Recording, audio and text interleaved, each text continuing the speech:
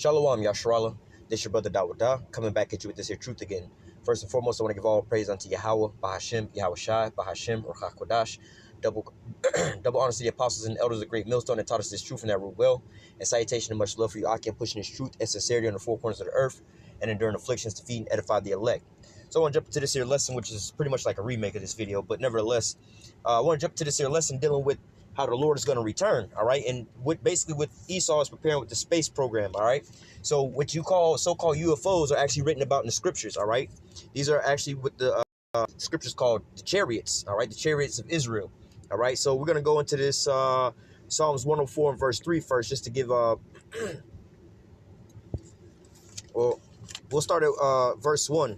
You know, just to give a little backdrop of what these chariots are, all right? They go by many different names, the cloud, whirlwind, and things like that. But it says, Psalms 104 and 1, bless Yahweh, O my soul, O Yahweh, my power. Thou art very great. Thou art clothed with honor and majesty, who covereth thyself with light as with a garment, who stretches out the heavens like a curtain, all right?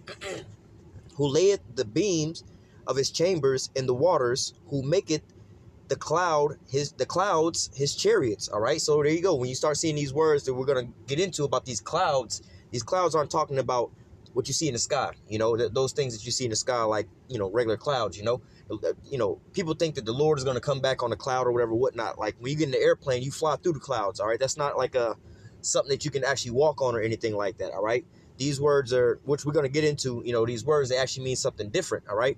It says, who layeth the beams of his chambers in the water, who maketh the clouds his chariot, who walketh upon the wings of the wind, all right? Who maketh his angel spirits, his ministers a flaming fire, all right? So let's go into this here word chariot real quick.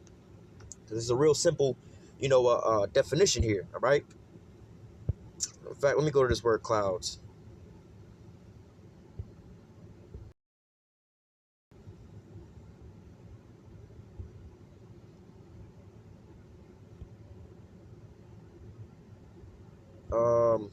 Yeah, all right, so let's go back into this here word chariot, all right, which to make it the clouds his chariots, right? So let's go into this here word chariot. All right, rakav, all right, it says chariot, all right, it says a, right, so this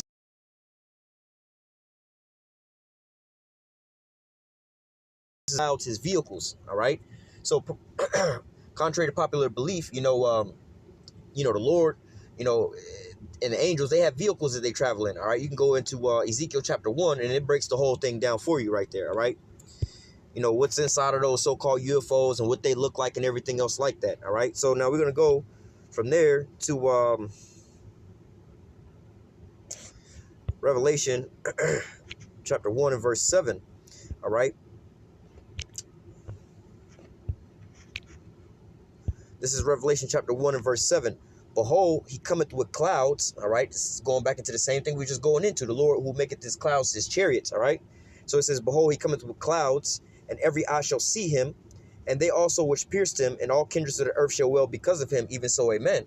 All right, so when the Lord come back, he's going to come back in a vehicle, all right? These heavenly vehicles, all right? This is what the world only calls UFOs, all right? So it says, behold, he cometh with clouds, and every eye shall see him.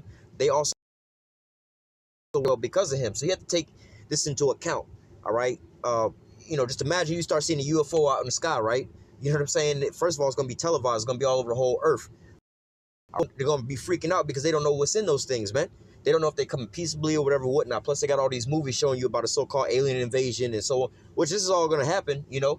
But nevertheless, you know, we understand what's inside these chariots and why they're coming, all right? These chariots are coming to deliver the elect of Israel and destroy these other nations and basically take the dominion away from them, all right?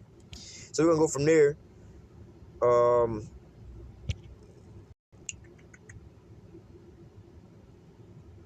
Let me go back real quick to Isaiah 47.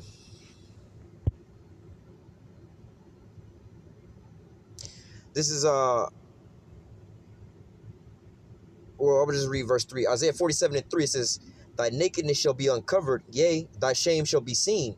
All right, and this is going into basically America, right? So when you go up to the top, it says, come down and sit in the dust, O virgin daughter of Babylon, sit on the ground, there is no throne. O daughter of the Chaldeans, thou shalt be no no more called tender and delicate.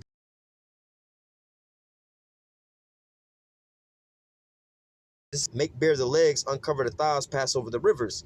So this is, all the so-called secret dirt of America is now being exposed, all right? All the wickedness that they've done and so on and so forth, all right? Going into verse 3, thy nakedness shall be uncovered, yea, thy shame shall be seen, all right? Again, going into the wickedness of America, the slavery, rape, robbery, and murder, the regime change, and all the wickedness that America's been doing, all right? It says, I will take vengeance, and I will not meet thee as a man. For our Redeemer, Yahweh of hosts is his name, the Holy One of Israel. All right. So basically, let me read verse 5. Sit thou in a silence and get thee into darkness, O daughter of the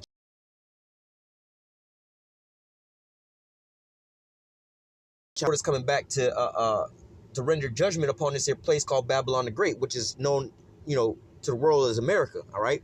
But nevertheless, the Lord said, I will take vengeance and I will not meet thee as a man.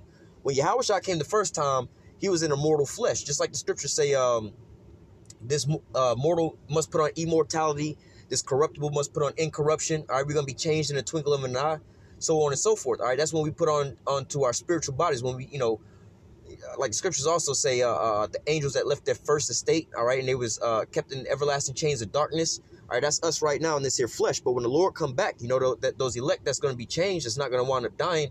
They're going to wind up getting spiritual bodies, all right, and they're going to have spiritual powers and everything else like that. They're going to be like how Yahushua when he returns, all right? Now, Yahushua is not going to return, like it says in verse 3, it says, I will take vengeance and I will not meet thee as a man. Meaning that, let's just say Yahushua walked up on the scene and Esau saw him and they decided to, take a sniper rifle to him and get a headshot, That's not going to work out for you, man.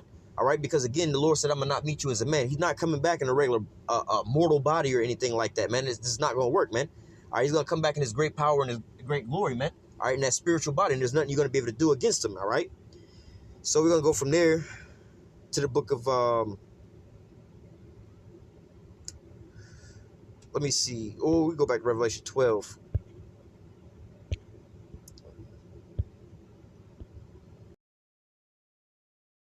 In fact, let me get something else first. This is Revelation 19 and verse 11. It says, and I saw heaven open, and behold, a white horse. All right, now white horse is representation of what? Pure power. White is representation of the pure, and the horse is the power. Just like you measure your car today, what's driving your chariot today is that engine, and they calculate the power in it based off of so-called horsepower. Just like in the olden days, you have one horse-drawn chariot, that's 1 horsepower. You got 20 horses drawing a chariot, that's 20 horsepower, It's the same thing. The Lord's coming back with pure power. That upon him was called faithful and true, and in righteousness he doth judge and make war. So contrary to popular belief, the Lord is not coming back to send flowers and hugs and kisses and so on and so forth. The Lord is coming back to take vengeance, all right? He's coming back to judge and to make war.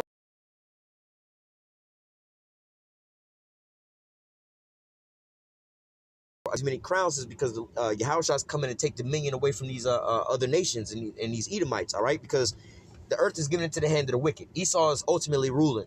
These other nations also have their, smaller dominions of under Esau or whatever, whatnot. But nevertheless, Jacob or Israel, is up under all these other nations. All right. And so now all the heathens had their time to rule, but now it's time for wickedness to be put out of the earth and now righteousness to reign. All right. Like the scriptures say, Esau is the end of the world and Jacob is the beginning of it that follow it. All right. So now the earth was given into the hands of the Edomites.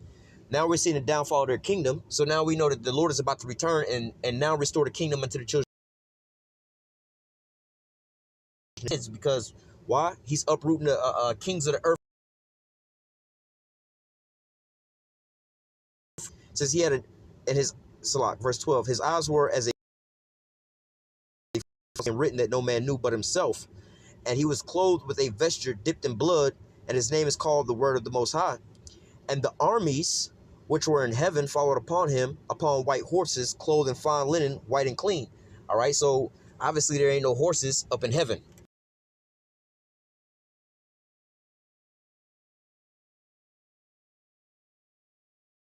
Right about is those chariots coming down. All right, it says in the armies which were in heaven.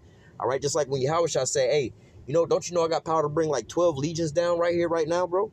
You know what I'm saying? Those chariots. Hey, when Yahushua was taken up, they say, why are you gazing up into heaven like this? The same Yahushua, the way he was taken up, same way he gonna come back down. All right, in these chariots, man.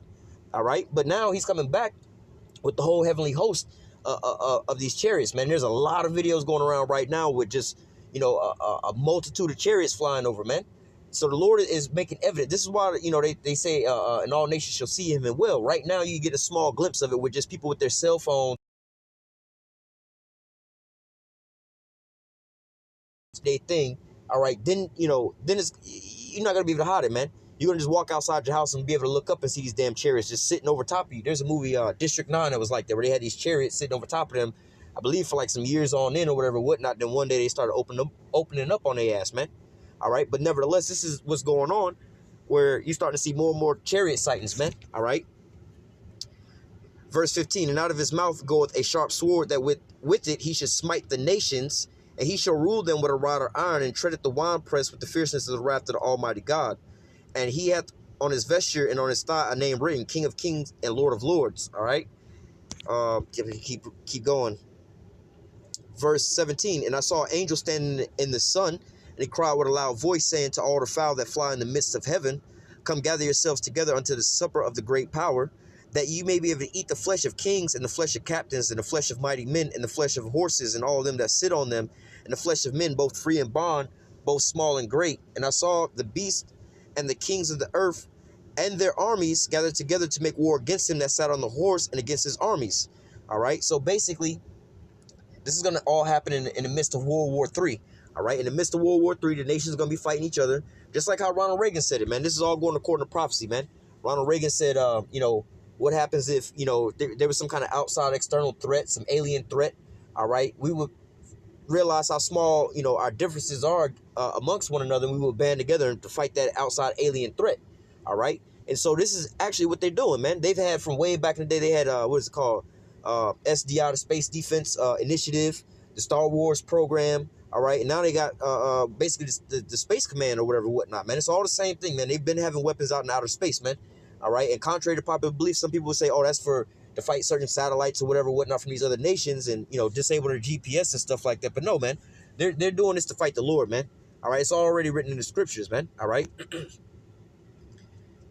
Let me go from there to Revelation 12 now. Revelation 12 and 7. It says, and there's 4 heavens. You have the first heaven where you have the birds and the airplanes and things like that that's in the sky. All right. You have another heaven, which is like outer space. All right. Then you have another heaven, which is like the spiritual realm where the Most High is at and Yahushua is at. All right. Then you have like pretty much like a condition.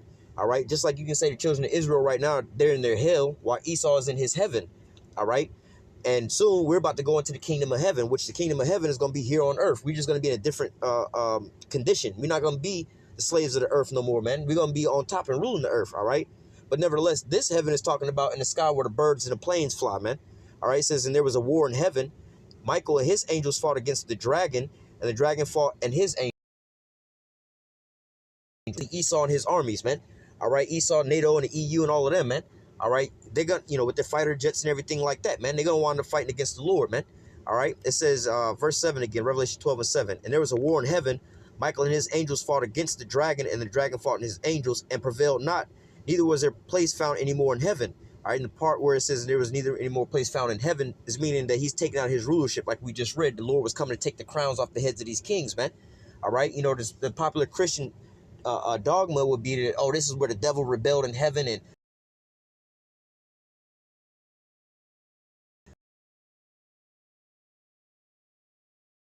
through the earth, see who he may devour, man. All right, you can also read about that in the book of Job, man. All right. It says, and the great dragon was cast out, that old serpent called the devil and Satan, which deceiveth the whole earth. He was cast into the earth, and his angels was cast out with him. All right. Talking about Esau Edom, man. This is the end all be all for him. This is how he's going to wind up being taken out of power, man. All right. Based off of the fact that, in the middle of World War III, the Lord's going to come back and intervene. All right. So let me go from there to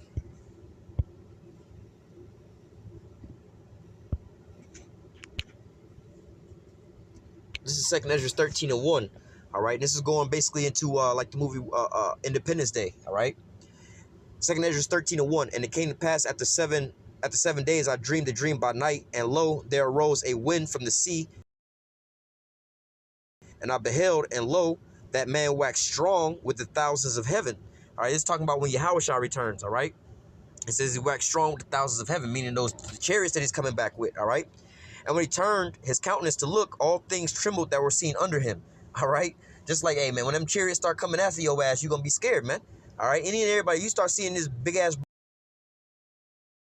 right now, you know, they start coming down on you or whatever, whatnot, and start shining the light. It says, verse 4, and whensoever the voice went out of his mouth, all they burned that heard his voice, like as the earth faileth when it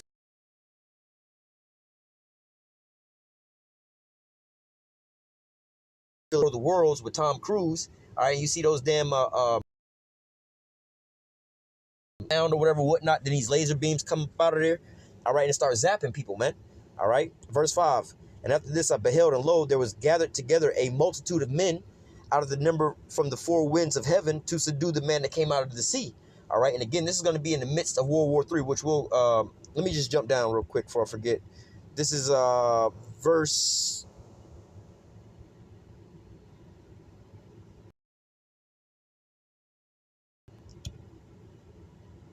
was it 31? Okay, let me just start from verse 31, read on down. And one shall undertake to fight against another, all right? A nation against nation, kingdom against kingdom. This is going into World War III, all right?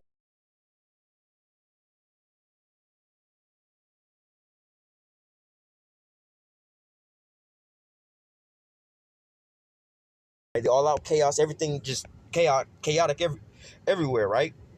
In the midst of all this, because there's going to be a time of trouble like never before, even unto the same day. All right, since there was a nation even until now. All right, you're going to have everything going wrong, man. You're going to basically have the purge going through the streets, martial law kicking in the doors, you know, the government, so on and so forth, plus World War III on the other side of the earth, you know, in the Middle East and everything like that going on. But in the midst of all of this, you're going to see the chariots come back, man. All right, so it says, and one shall undertake to fight against another, one city against another, one place against another, one people against another, and one realm against another. All right, so you're gonna have the physical versus the spiritual realm. All right, when the Lord come back in them chariots, all right, versus Esau and all his technology. All right. Well, let me read verse 32. And the time shall be when these things shall come to pass, and the signs shall happen which I've showed thee before, and then shall my son be declared, whom thou sawest as a man ascending. Again, you know, talking about Yahushua, that's what, you know, was talking about in this here massive chariot.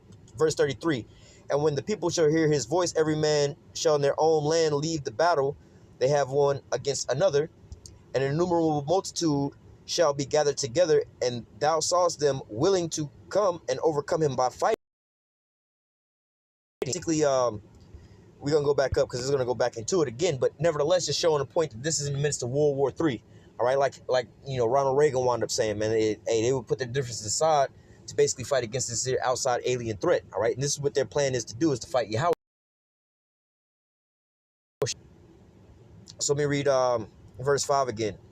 And after this I beheld, and lo, there was gathered together a multitude of men out of the number from the four winds of heaven to out of the sea. But I beheld, and lo, he had graven himself a great mountain and flew up upon it. And I would have seen the region. All right, talking about how big this chariot was, all right, because it was from side to side, you know, as far as your peripheral could see, man. All right, it's like if you look on YouTube, look up what a shelf cloud looks like when you see them clouds rolling in, like a big ass chariot, but it take up the whole sky, man. You don't see one end of it to the other end of it, all right? Or like in the movie Independence Day, when they first seen that chariot, if you were standing between them buildings, you look up, it looked like the whole sky is covered, man. You can't see from one end of the chariot to the other, and you just see chariot all over the place, man. All right, that's how big this thing was. Verse 6, and I beheld, and lo, he had graven himself a great mountain and flew up upon it. And I would have seen the region of the place wherein the hill was graven, and I could not. And after this I beheld, and lo, all they which were gathered together to subdue him were sore afraid, and get durst fight.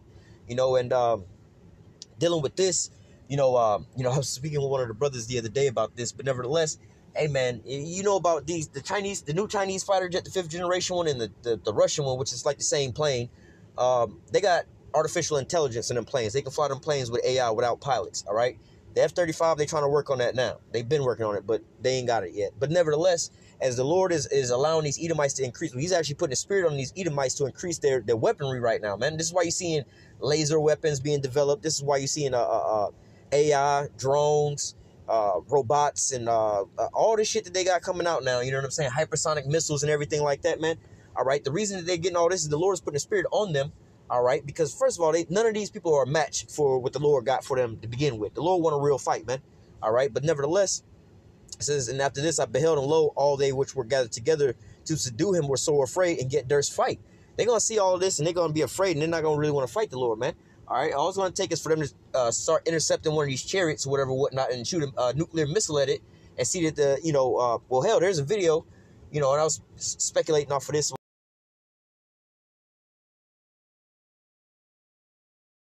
or whatever, whatnot, with their military, with they fighter jets or whatever, whatnot. But every time they get up there, their weapon systems are disabled, man. All right, every time they get a lock onto these chariots or whatever, whatnot, their weapon systems are disabled and they can't really fire off or whatever, whatnot, man. The chariots are also known to disable nuclear missiles inside the silos or set the countdown for them to launch, man.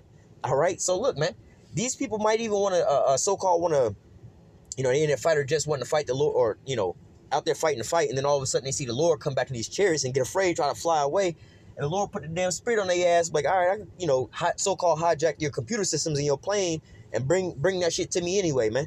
The Lord is going to catch Esau up, man. All right, but nevertheless, he's no match for the Lord, man. All right, this is Esau and his spiritual power being raised up with AI, lasers, and all that shit like that. All right, but nevertheless, quantum computers and all that stuff like that. All right, 5G and all these different technologies he's coming out with. But Esau's going to need all of this and more just to, not even have an even playing field, but just to be somewhere in the ballpark, man. But the Lord is going to annihilate them, man. All right, so continuing on, verse 9. And lo, as he saw the violence of the multitude that came, he neither lifted up hand, nor held sword, nor any instrument of war, but only I saw that he had sent out of his mouth as had been a blast of fire, and out of his lips a flaming breath, and out of his tongue he cast out sparks and tempest, and they were all mixed together, the blast of fire, the flaming breath, the great tempest, and it fell with violence upon the multitude which was prepared to fight, and burned them up. An innumerable multitude, nothing was to be perceived, only dust and the smell of smoke. And when I saw this, I was afraid. Jumping back up to verse 4, and whensoever the voice went out of his mouth, all they burned that heard his voice, like as the earth fell when it filled the fire. So going back down to verse 10 and 11, it's describing basically laser beams. All right, this is what the Lord, one of his weapons that he's going to use is these laser beams, man. Concentrated heat. That's why he talks. And they're gonna all be mixed together, man. All right, it's just concentrated heat, these laser beams that the Lord's gonna be shooting out these chariots, man. All right, if you want to get a visualization of that, you know what I'm saying? Like you read, let me read 10 and 11. But only I saw that he sent out of his mouth as it had been a blast of fire, and out of his lips a flaming breath, and out of his tongue cast out sparks and a tempest. All right, going back to that movie Independence Day, when you see that chariot open up for the first time, and then people on top of that building with their signs, and that chariot opens up, and then that destroy that whole building. All right, it says all they were mixed together, the blast of fire, the flaming breath, and the great tempest fell with violence upon the multitude which was prepared to fight, and burned them up every one, so that upon a sudden of an innumerable multitude nothing was to be perceived, only dust and the smell of smoke. And when I saw this, I was afraid. All right, and you go back to 9/11, you think about how all that material that was in those buildings, all right, all the metal, all the concrete, all the wood, plastic, rubber, and people that was in there, within seconds, all right, less than free fall speed, all of that material was turned into what? Dust and scene out of the movie World of Worlds when them chariots was using the laser beams and zapping people, man. All right, and then Tom Cruise is running and he's just being covered in dust, man. You actually saw that happen in 9/11, man. And just looking at that, hey, they could have used a damn laser weapon, one of those what they call a direct energy weapon, basically like a laser beam. You know what I'm saying? And in a second, all that building just turned, all that matter turned into dust and the smell of smoke, man. All right. So let me go from there to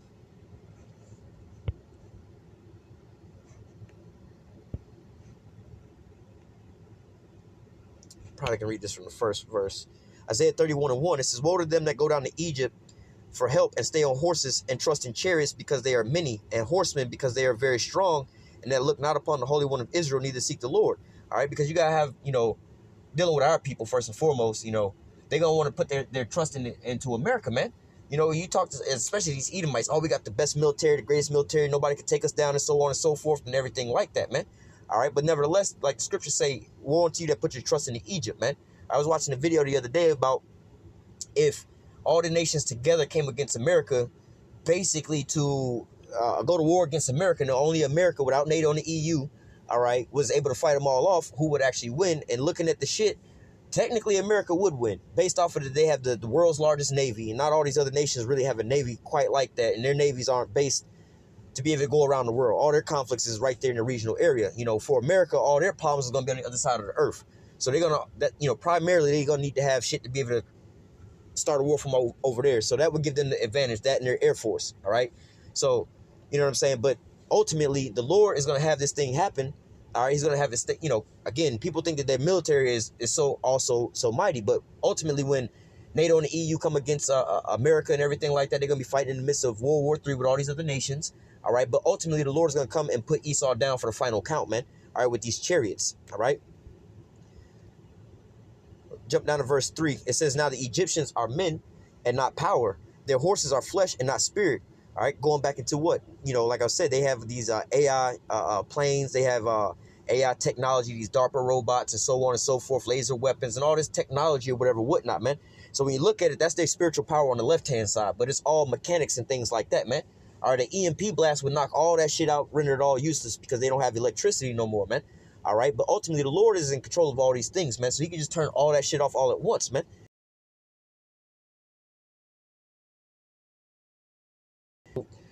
Spiritual vehicles, basically, So it says, going back to verse 3, now the Egyptians are men and not power, and their horses are flesh and not spirit. When Yahweh shall stretch out his hand, both he and they that helpeth shall fall, and he that is hoping shall fall down, and they all shall fail together. So don't be putting your trust in here to save you. Oh, they got nuclear weapons, they got all this and they got all that. So if we see UFOs or whatever, whatnot, call the police and the military will handle it. We'll be safe. We'll be all right. Nah, man. All right, first of all, Lord willing, myself and the brothers, that preach this here word and those that listen, we all a part of the elect. Those things are coming to deliver us, man. All right, and take out our enemy, man. All right, this is only a threat and a danger to the Edomites, man, and these other nations, all right?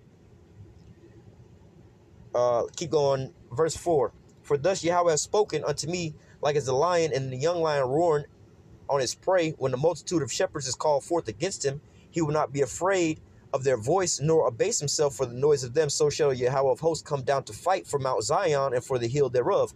Again, like I said, man, when we see these chariots, man, you shouldn't be afraid. You see so-called UFOs coming down and shit like that, and they start, hey, let's just say they start fucking some shit up.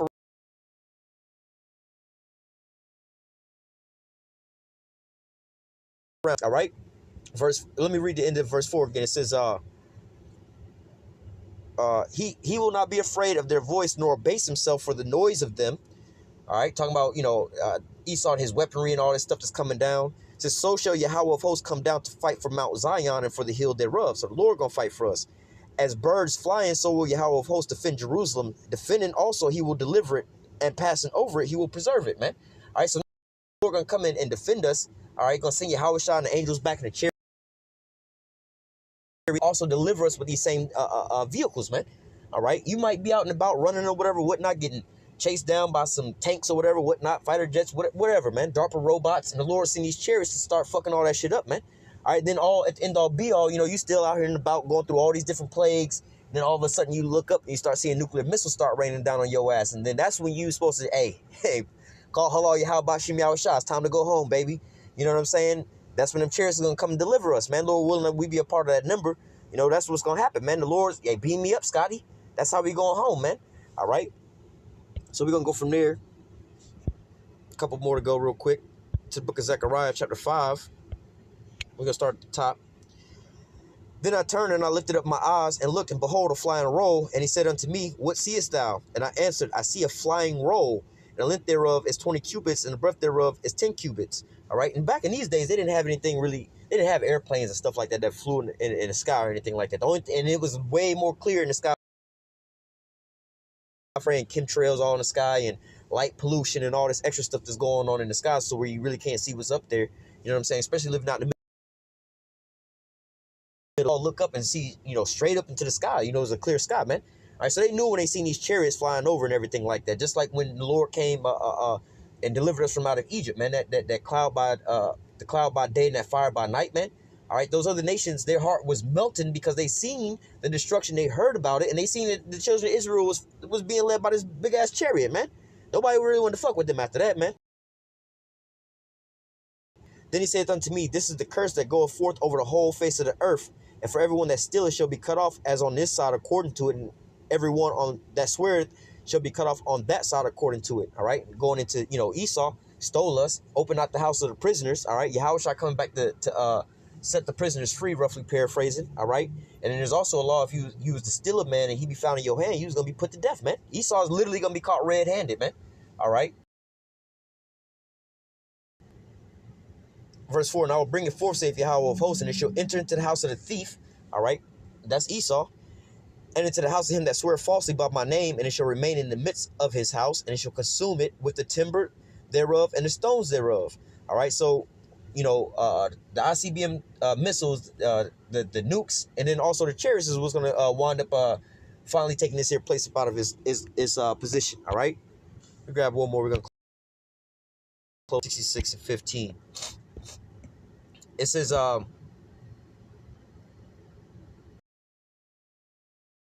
66:15, for behold, the Lord will come with